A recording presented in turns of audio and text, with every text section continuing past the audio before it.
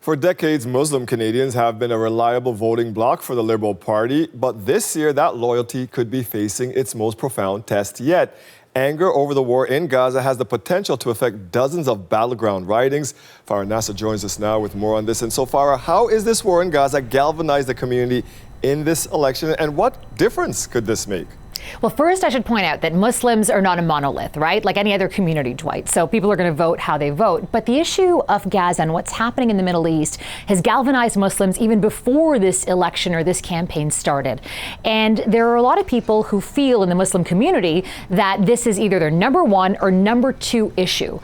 So I spoke to a lot of Muslim Canadians, and Muslim Canadians, I should say, are more engaged than the average Canadian voter in terms of voter turnout. So in these key swing ridings, we could see a shift. There are people who originally voted for the Liberals and historically voted for the Liberals, but might go to the NDP because of their stance on Gaza.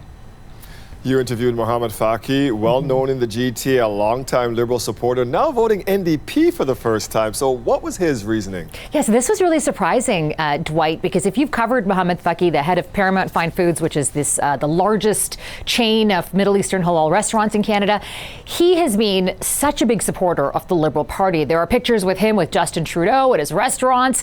And he's saying he's disappointed and actually hurt by how the Liberals have handled the crisis in Gaza.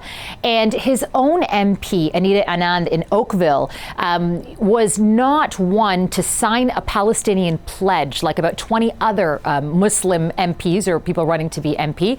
And so he was very disappointed in his candidate. And because of that, he's voting for the NDP. Have a listen to his reasoning.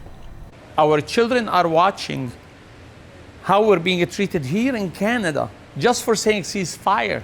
It doesn't matter who the leader of the Liberal. I'm telling you, I lived all my political life as a Liberal. I bleed the Liberal. You know, we are hurt by the Liberal Party.